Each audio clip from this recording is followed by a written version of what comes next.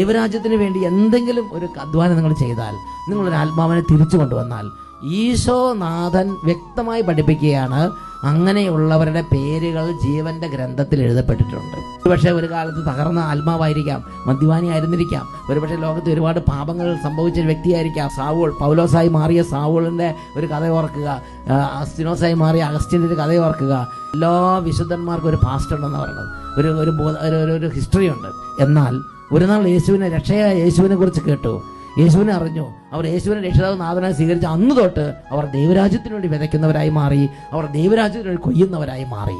അതുകൊണ്ട് കർത്താവ് ഉറപ്പായും പറയാണ്, ഈ വിതയ്ക്കുകയും കൊയ്യുകയും ചെയ്യുന്നവര് അവർക്ക് സ്വർഗത്തിൽ ഓരോ ദിവസവും അവരുടെ കൂലി കൂടി വരികയാണ്.